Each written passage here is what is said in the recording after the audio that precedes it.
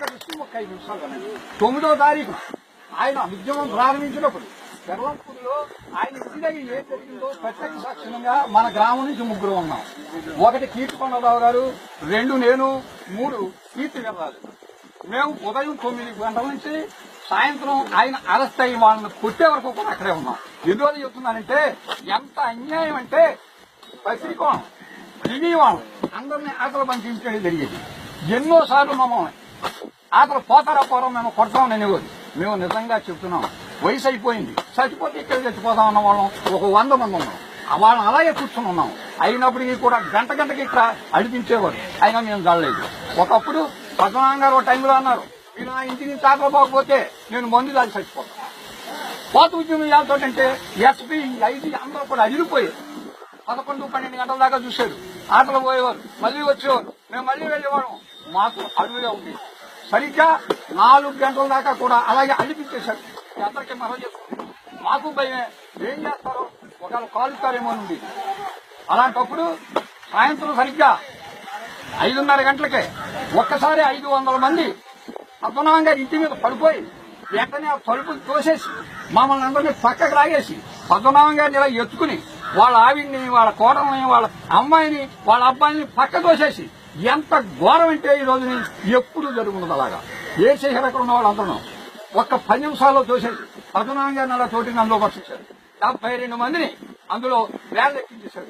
అందులో నేను ఒకడు అన్నాడు, బాబాయ్ కొట్టేస్తారు, నువ్వు ఆకలి పోని నన్ను యాలంకయ్యని కెల్లంపూడిలోకి ఎత్తాను పక్కన దోషించాడు.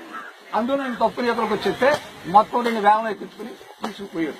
ఎందుకు చెప్తున్నానంటే ఎంత బాధాకరం. ఒక రాష్ట్ర నాయకుడు, ఒక ముఖ్యమంత్రి స్థాయి మనిషి చెదగొట్టేసి కుటుంబం అంతా ఈడ్చేసిపోయాడు.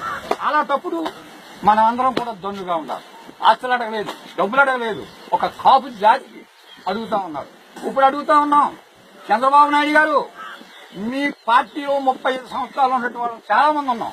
మీరు ముఖ్యమంత్రి అవ్వచ్చు, పెద్ద నాయకుడు అవ్వచ్చు, కానీ మీ స్థాయి మనిషి మా నాయకుడు ముద్దగడ పద్మనాభం మీ వయసులో సమానం, మీ అనుభవంలో సమానం. నిజాయితీకి మీరు కూడా చంద్రబాబు గారు ఒక మాట అంటే, ఒక మాట ఇస్తే ముద్దగడ పద్మనాభం మరణానికే కాదు అయ్యా. అందువల్ల పద్మనాభం గారిని రక్షించాలా, మేము రక్షించుకుంటాం. హాస్పిటల్లో ఉన్నారు, ఆయన ఏమీ కూడా తీసుకోవడం లేదు. అందువల్ల చర్చించండి, ముందుకండి. ఒక్క 6 మనుషుల కోసం ఆయన బలి పెట్టకండి. మీరే అన్నారు, మీరే ఇస్తామన్నారు, మాకు రిజర్వేషన్ ఇవ్వండి. మీ ఫోటో పెట్టుకుంటాం, పద్మనాభం గారి ఫోటో వెనకాల పెడతాం, మిమ్మల్ని మేము పూజించుకుంటాం.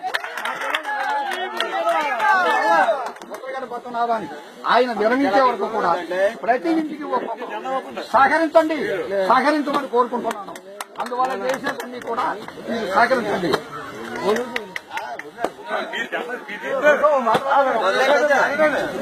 ఇప్పుడు ఈ రోజు రాష్ట్ర ప్రభుత్వం నారా చంద్రబాబు నాయుడు గారు ఎలక్షన్ ముందు కాపులో చిన్నతరాలకి ఉద్యోగాలు వేస్తారు, మీకు రిజర్వేషన్ కల్పించాలని హామీలు ఇచ్చారు.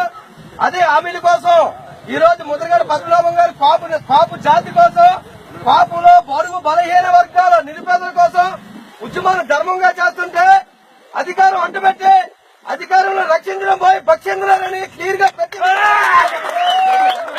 ఈ రోజు ఇంటిలో మౌనంగా దీక్ష చేస్తుంటే పోలీసులు పంపించి తల్లి పిల్ల ఆడదంటే మన భారతదేశంలో చాలా గౌరవించేవారు.